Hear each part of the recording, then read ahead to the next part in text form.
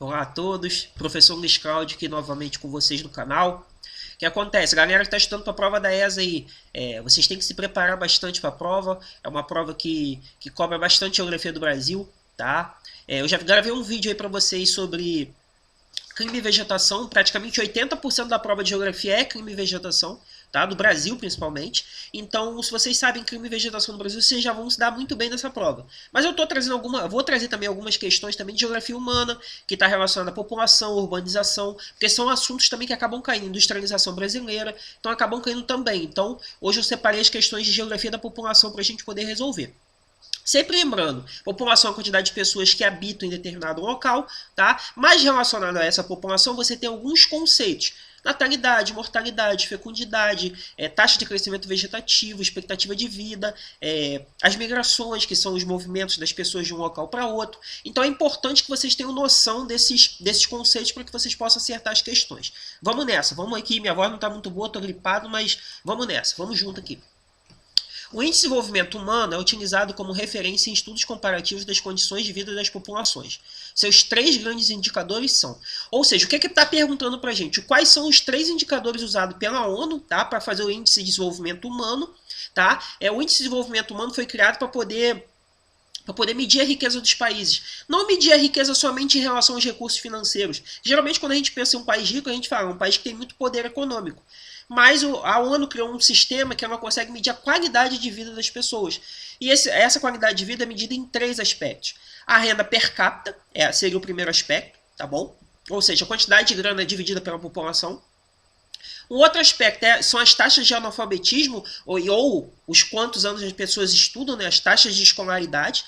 E o terceiro item seria a expectativa de vida, ou a esperança de vida ao nascer. Que seria mais ou menos quanto tempo as pessoas vivem em média no seu país. Tá? No Brasil a gente já passou por fases em que essa expectativa de vida era muito baixa e agora está aumentando. Né? Tanto que as reformas da Previdência aí se preocupam bastante com esse crescimento da expectativa de vida.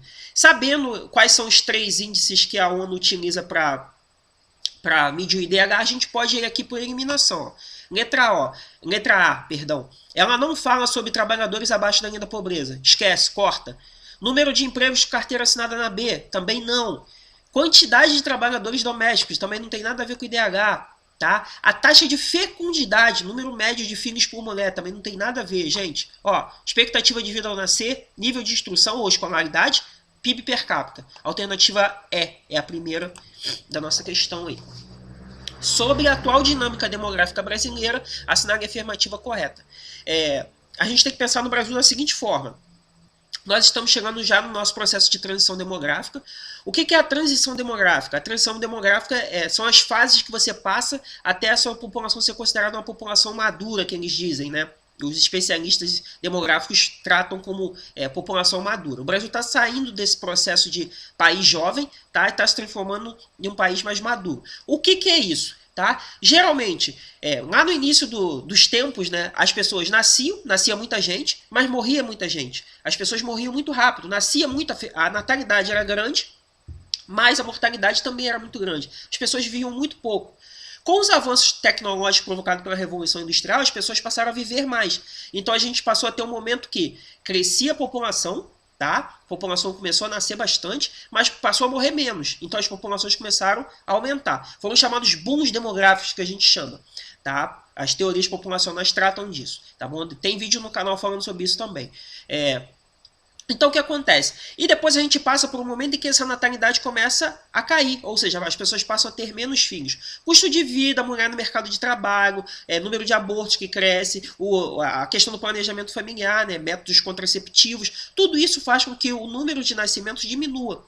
Tá? Aí quando que a gente alcança a transição demográfica? Quando você diminuiu a natalidade, diminuiu a mortalidade e a expectativa de vida subiu. Tá? Os países europeus foram os primeiros a alcançar esse processo, porque eles iniciaram antes, tá? Revoluções industriais também foram antes, então eles fizeram isso primeiro. Então ele quer saber qual é a dinâmica atual brasileira, né? O que está ocorrendo no Brasil. Vamos lá. O Brasil está deixando de ser um país jovem? Pô, pode ser. Participação relativa dos idosos vem declinando desde a década de 80. Mentira! A expectativa de vida está aumentando, então tem mais idoso. Então corta. Crescimento vegetativo compreendido entre 40 e 70 não foi alterado pela redução da mortalidade. Não, gente. Crescimento vegetativo, nascimentos menos mortes, tá? Se tá morrendo menos gente, tem alteração sim, né? A população tá crescendo. A migração é um dos fatores de maior impacto na composição atual da estrutura etária do Brasil. Não, gente, esquece isso. A taxa de mortalidade infantil equipara-se dos padrões dos países desenvolvidos. Não, ainda morre muita criança aqui por condições sanitárias. A alternativa correta é a letra A. O Brasil está deixando de ser um país jovem. Ainda não alcançou a transição demográfica que eu falei com vocês, mas está chegando nesse processo, tá bom? Vou passar aqui para a próxima. As migrações são realizadas temporariamente em uma determinada época do ano. É o caso de trabalhadores rurais que se deslocam em certas épocas do ano, por exemplo, na colheita de algum produto e retornam após alguns meses, com o término do trabalho. O termo deslocamento populacional que completa corretamente o texto acima é... Vamos lá, eu posso explicar aqui rapidinho para vocês e vocês vão matar a alternativa. Ó. Migração pendular é o movimento de ida e volta para o trabalho. Isso é o que a gente faz todo dia, tá? Quando a gente trabalha não trabalha em casa, né? Em home office, a gente trabalha fora. Então a gente vai ao trabalho e volta para casa. Vai à escola, volta para casa. Vai à faculdade e volta para casa. Ou seja, é um movimento de ida e volta, migração pendular. Sazonal é um período de tempo que você vai, ou seja, você vai lá, trabalha durante um período, ou vai estudar durante um período, depois você volta, tá? Durante um período, tá? Não é diária, tá? Não. Diária é pendular. Sazonal é um período, tá? Pode ser meses, até às vezes até um ano, tá bom? Êxodo rural, saída do campo para a cidade. Foi isso que gerou o nosso processo de urbanização, tá? Muita gente, a terra muito concentrada no campo, as pessoas acabaram tendo que migrar, após a Revolução Verde, né, acabaram tendo que migrar para a cidade em busca de emprego, melhor condição de vida. Então isso é o êxodo rural, saída do campo para a cidade. Migrações intra-regionais, tá? Dentro das regiões, tá? Ou seja, dentro das próprias regiões, e interregionais entre as regiões, tá? Ou seja, sudeste para o nordeste, nordeste para o norte, só que nenhum desses aí, né, nenhum intra nem interregional está falando aqui no texto. Aqui está falando sobre trabalhadores que vão durante um determinado período do ano trabalhar em um local. Os trabalhadores do corte da cana são um bom exemplo disso, tá? No interior de São Paulo, no nordeste também, na zona da mata. Tá bom? Então, a alternativa correta é a letra B, sazonais. Tá bom? É durante um período de tempo. Não esqueçam, também tem vídeo lá falando sobre migrações no canal. Vai ajudar bastante vocês a resolver essas questões. Vamos lá, falando de IDH de novo aí, ó. Tá caindo direto aí nessas provas da ESA, né? O índice de desenvolvimento humano, IDH, serve para aferir as condições de vida de uma população. Assim, o Brasil, que em 2011 obteve IDH de tantantã, ficou tantantã, deve promover ações para melhorar, sobretudo, os seguintes indicadores. Ou seja, o que o Brasil pode fazer para melhorar o seu IDH? Não se esqueça que o IDH são 3 parâmetros, né? Renda per capita, nível de escolaridade, expectativa de vida. Então vamos ver aqui o que está aí nas alternativas para a gente poder matar a questão. Tá falando aqui, ó, na letra A, expectativa de vida e nível de instrução. Será que o Brasil tem que melhorar nisso?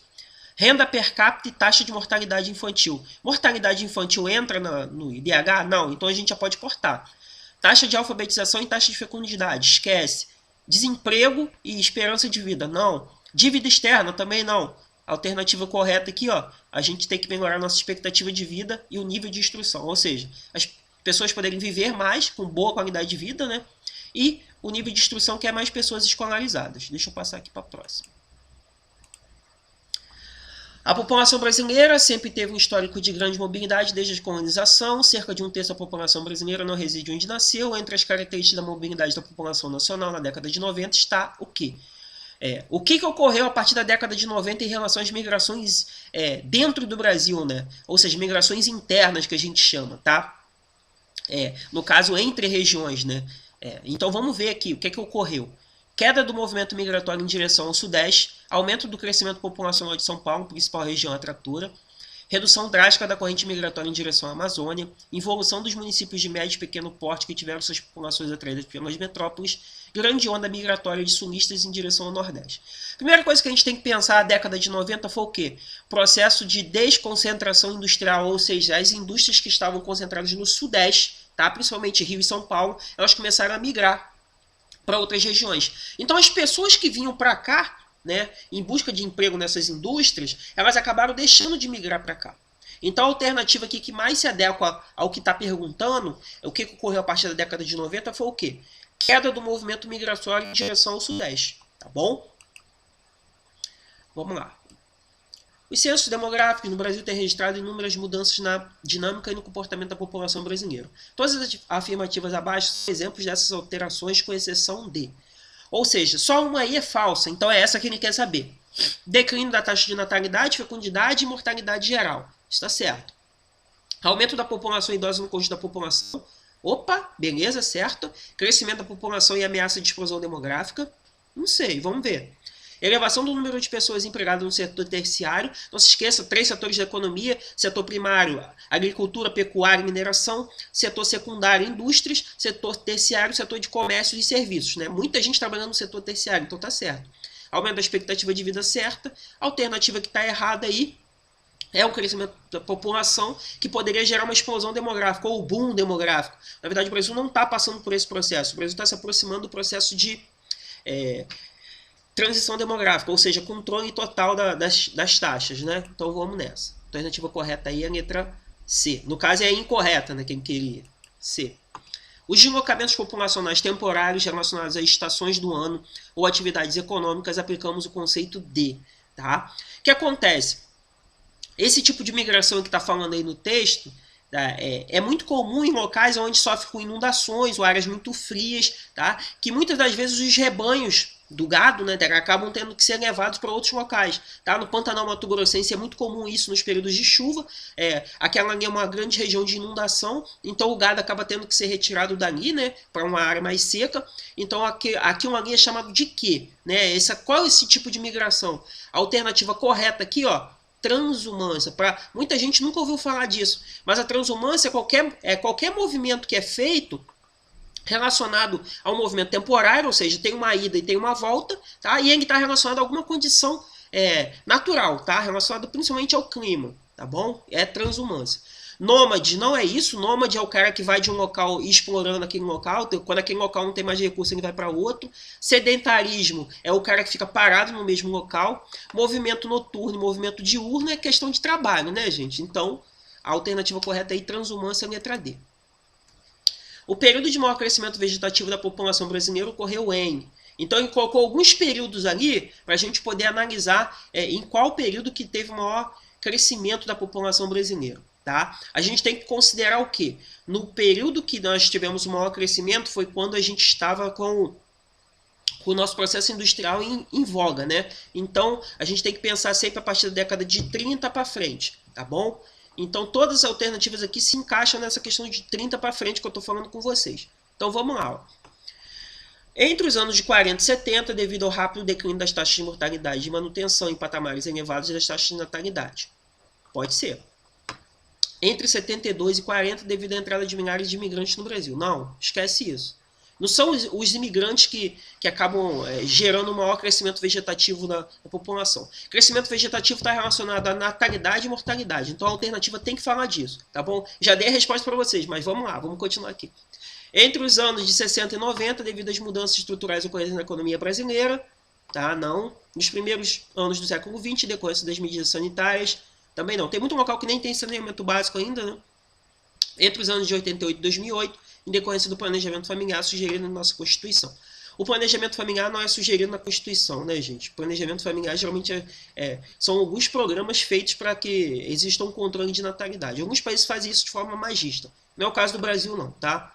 A alternativa correta aqui, ó, que está falando de natalidade e mortalidade, é a letra A, tá? A gente tinha falado com vocês. O que é crescimento vegetativo? É o número de nascimentos menos as mortes. Assim você tem o crescimento vegetativo ou positivo ou negativo. Tá? O crescimento vegetativo positivo é quando nasceu mais gente que morreu. E quando morre mais gente do que nasce, a gente tem um crescimento vegetativo negativo. Ou seja, a população está diminuindo. Tá bom? Alternativa correta aí, letra A. Fiz uma correção rápida aí com vocês, tá bom?